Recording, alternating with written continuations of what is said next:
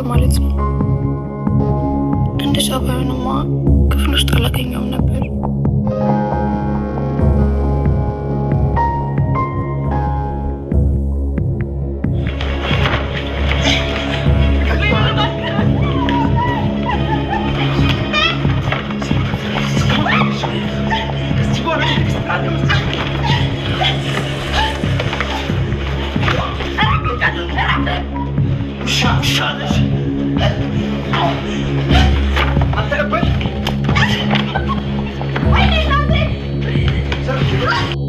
ቆይ ምንድን ነው? ማናት ፍቅረኛችሁ? ቆይ ምንድን ነው?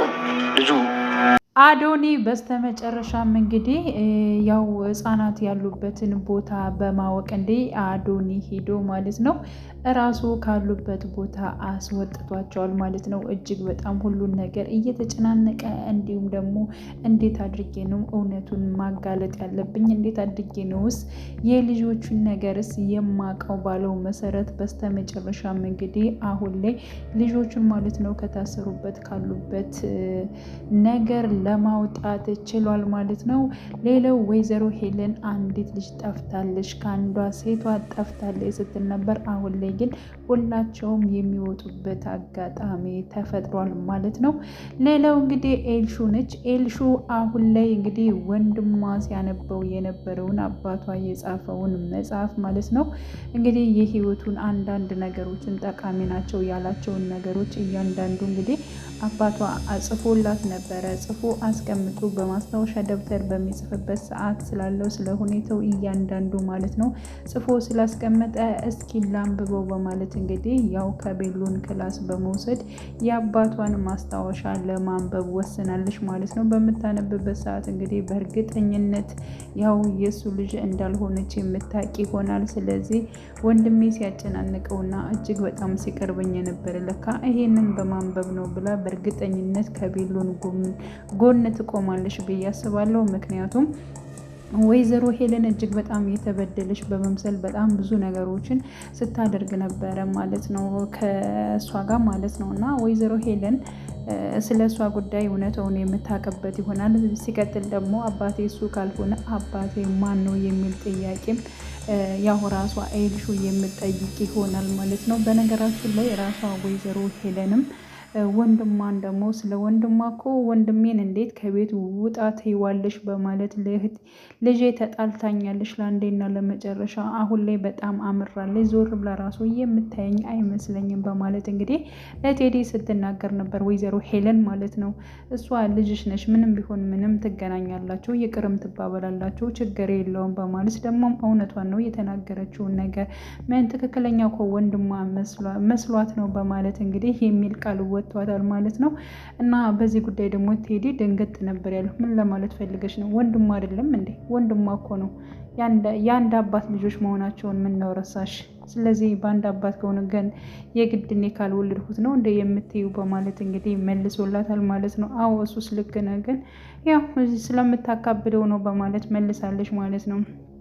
ሌላው እንግዲህ አሁን ላይ ማለት ነው መኩ እጅግ በጣም ሊዛን በጣም እየወደዳት እያፈቀራት ይገኛል። በዚህ ሁኔታ አይንዬ እጅግ በጣም ግራ ገብቷታል።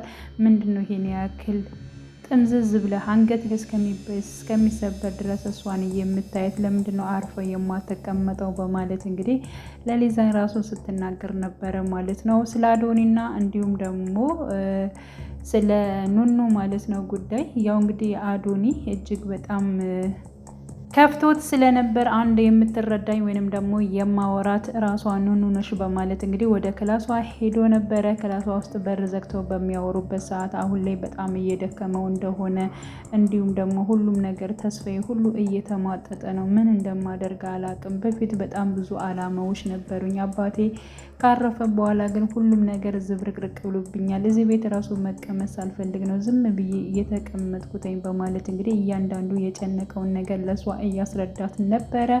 በነገራችን ላይ አዶኒ ራሱ በጣም ነው የሚያሳዝነው ማለት ነው። ኑኑን በጣም ይወዳታል፣ ያፈቅራታል። ግን ደግሞ እሷ የምትወደው ቤሎል ስለሆነች አጠቃላይ እሷን ትቷታል ማለት ይቻላል ማለት ነው። እና ኤልሹ ራሱ እጅግ በጣም አስመሳይ እንደሆነች እና እንዲሁም ደግሞ እንደማትወደው ማለት ነው አውቋል ማለት ነው። ያ ማለት እንግዲህ ጆን ቤት ድረስ መጥቶ ነበረ። ስለዚህ ፍቅረኛ ነው በማለት ስትናገር ስለነበር እንዴት እንደዚህ ትላለች የሚለው ነገር እሱም ውስጡ ላይ ተፈጥሮበታል። በእርግጥ ኤልሹን አይወዳትም፣ ግን እንዴት ለምንድን ነው እንደዚህ ልታስመስል የቻለችው የሚለው ነገር ማለት ነው እጅግ በጣም ስለገረመው ነው። እና ያው ቤሎን እንግዲህ ኑኑና እንዲሁም ደግሞ አዶኒ እያወሩ እንግዲህ ከአንድ ክላስ ውስጥ በመሆን እናንተ ከአንድ ክላስ ውስጥ ናችሁ፣ ለምንድነው እንደዚህ አይነት ነገሮች የምታወሩት?